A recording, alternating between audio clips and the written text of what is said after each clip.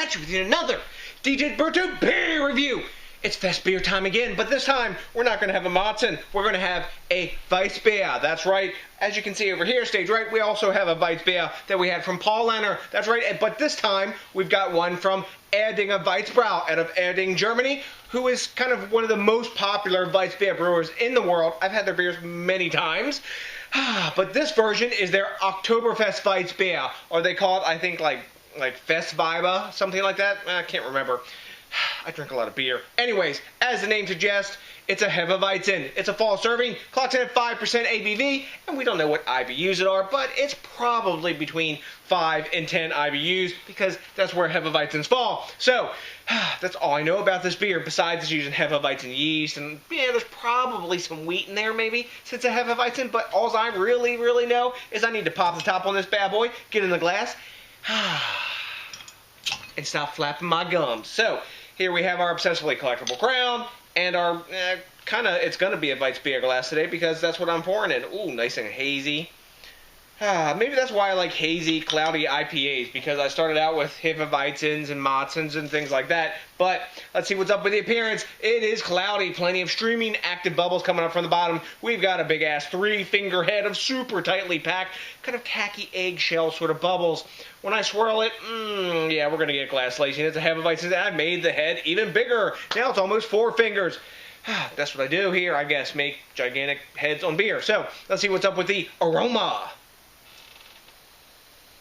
Big caramel, bigger caramel than normally in a Hefeweizen, but I'm getting that banana and clove also from the Hefeweizen yeast. Floral hops. It smells like a Marzen mixed with the Hefeweizen yeast, the spice and the banana and clove. Really quite nice, almost banana bread smelling. Not a hint of alcohol. Smells really good. These beers don't have complex noses, but they taste good, and you can crush a bunch of them. Well, should you crush a bunch of them? I don't know. Maybe you should. I don't know. I'm diving in anyway. Let's see what's up with the taste. Cheers!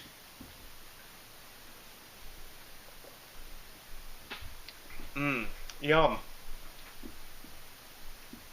That freaking tastes like banana bread. Wow. Big clove and banana up front, like spicy banana bread. Sweet, sweet malt in there. The Hallertau or whatever hops they're using, maybe Tettnang, I don't know.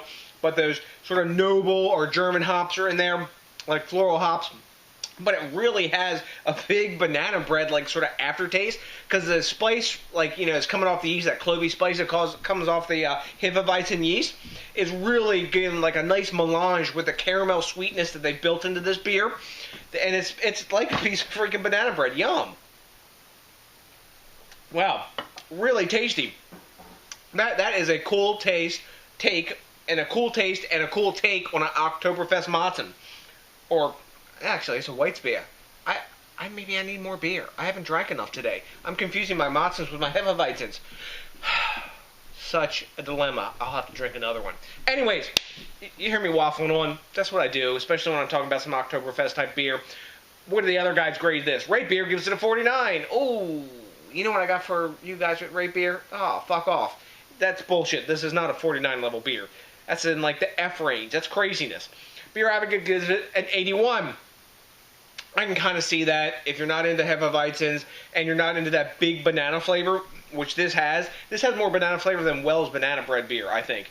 But that's why I think you would give maybe that, like, just into the B range, or maybe B minus, you know, high B minus range, 81. I'm going to give this beer an 88. I think it's a B plus. It's really tasty. That's what I seem to grade most of these, like, sort of Oktoberfest beers. They're not, like, mind blowers, but they taste really good. They're well made. The alcohol is totally hidden. You can crush them back to back, because that's what they're made for. Don't be confused, guys. Like, the folks at, you know, Untapped, they're giving it 3.5 stars, and I think that's about a B plus. They're kind of like, I think that's kind of like the new up-and-coming rating scale, too, Untapped. You know, they're giving B pluses on this beer, and it's more of like an immediate pull as people are drinking that, but whatever. So, I'm giving it a B plus. Have you had this beer? A lot of folks have. Let me know what you think, because I like the quid pro quo and the back and forth. Why? Because that makes me more smarter about beer, and I can waffle on about whether it's Hefeweizen or Marzen, but if it's some kind of Oktoberfest, you know the odds are DJ's going to pour it down his neck at some time and tell you what he thinks about it. So let me know what you think. Also, do me a big favor and think globally. Drink locally and support the craft beer movement. I, in fact, am drinking beer from Erdinger, Germany today, so I'm thinking globally. Are you doing your part? I hope so. Also, it's really, really cool when you rate, comment, subscribe, and smash that like button. So, the next DJs BrewTube, I have nothing but a bunch of Erdinger Oktoberfest Weißbier drinking love for you. And you know what's coming? That's right. Are you ready for it? Hell yes. A big prost and peace out.